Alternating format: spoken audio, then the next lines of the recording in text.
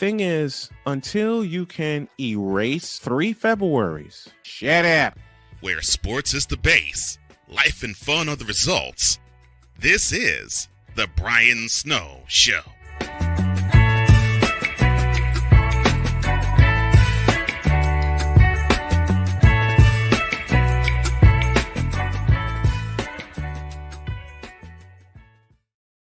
Oh, that was great, wasn't it? Having Jen Hardy on, talking about chasing your dreams. She found hers, I found mine, and it is terrific. But what do you do when you have a lot of noise in your head telling you negative thoughts, telling you, hey, you can't do this, and you want to cut through the noise?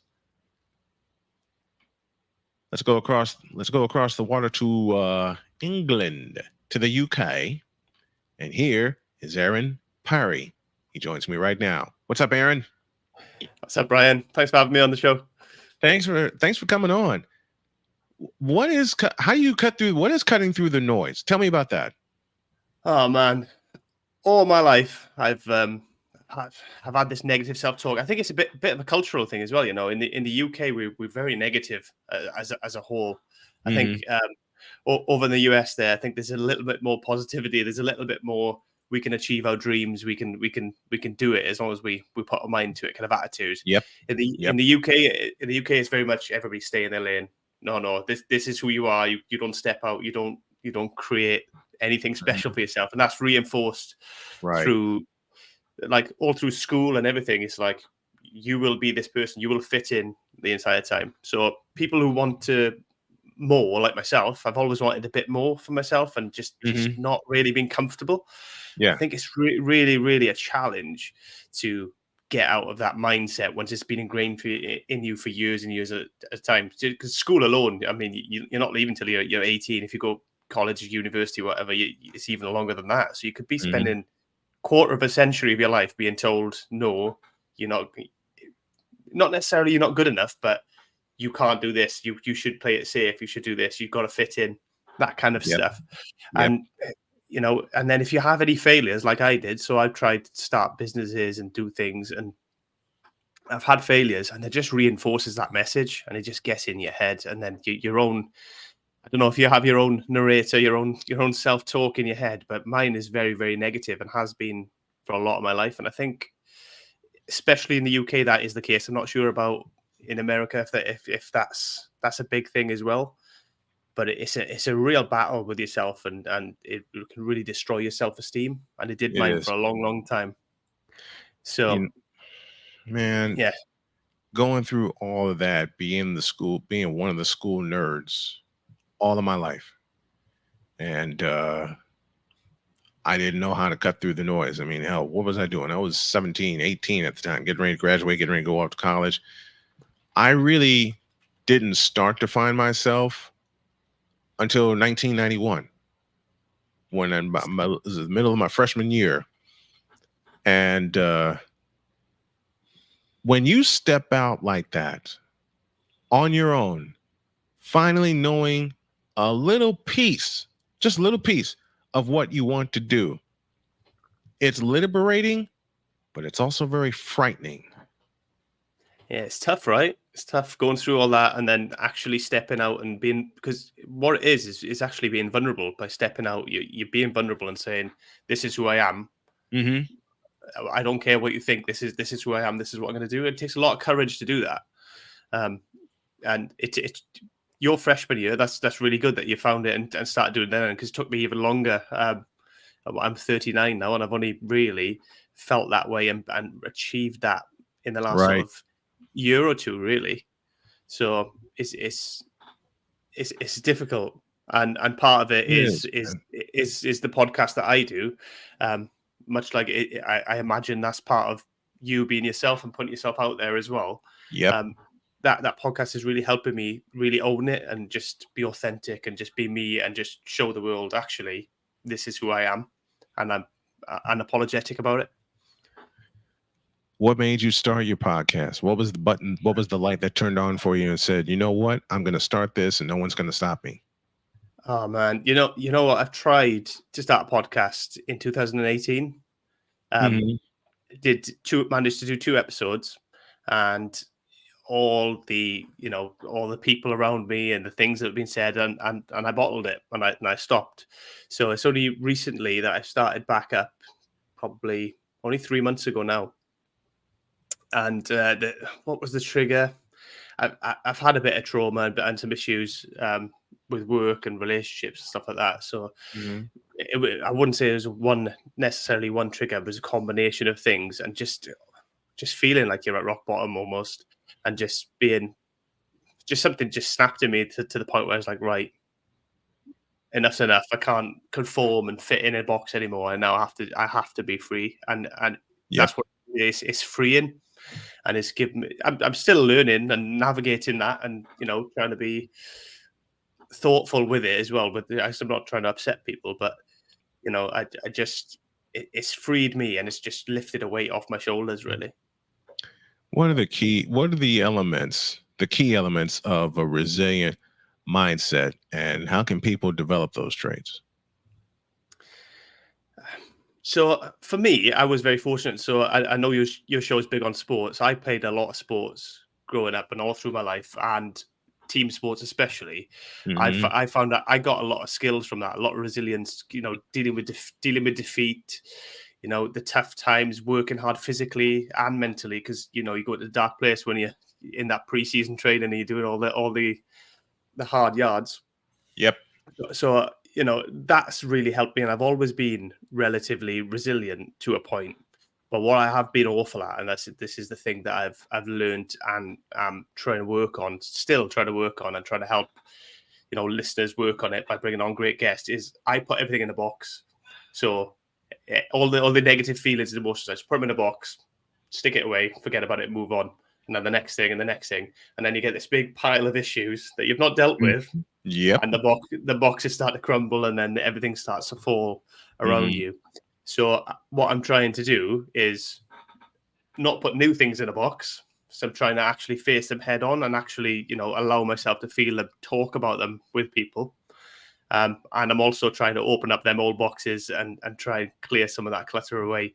And I'm far from over. It's far from done, but I think it's so powerful when you do it, when you have the courage to do it, and you start facing your problems rather than hiding from them or hiding them away.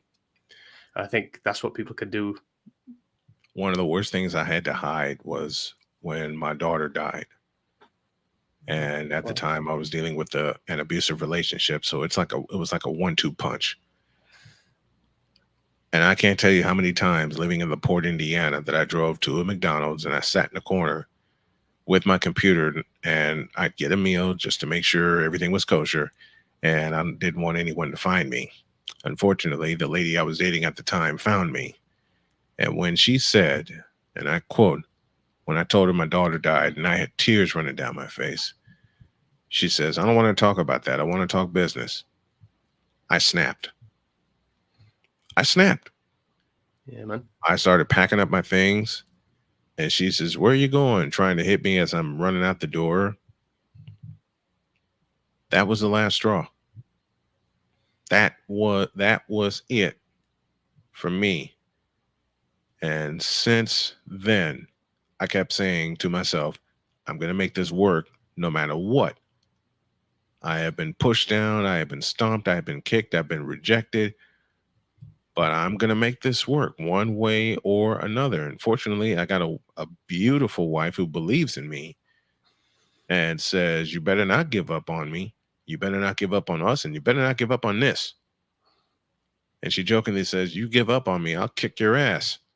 I said, "Yes, ma'am." But she says that to me jokingly, but um, she knows everything that I've been through. And it's so liberating to find someone to talk to or find a way to get it out in the form of a podcast. And when you do a podcast, you do that first episode, you just want to do more, don't you? Yeah, it's something liberating about just sharing experiences, and especially you meet some great people on the podcast, and you have some genuine, heartfelt conversations about really deeply personal stuff like you just shared with us there, Brian. I mean, that's deeply personal, and obviously something that's very emotive for you, and your ability to share it with me and with other people is just it's incredible, and it just I think that helps other people feel more comfortable as well in sharing their stuff.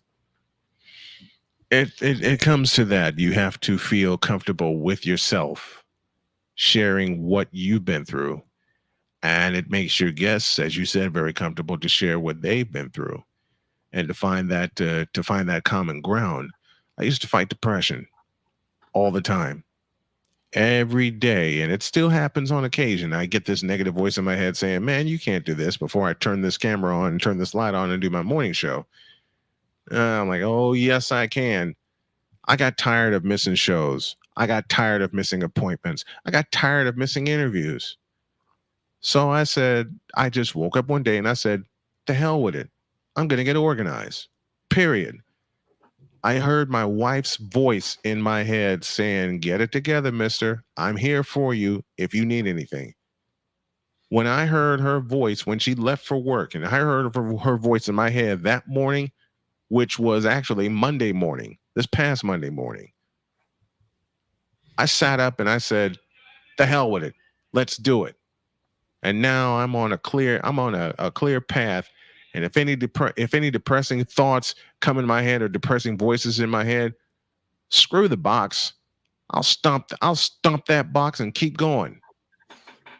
Yeah, that's brilliant, man. And it's great that you got that support as well, because I think that's really important.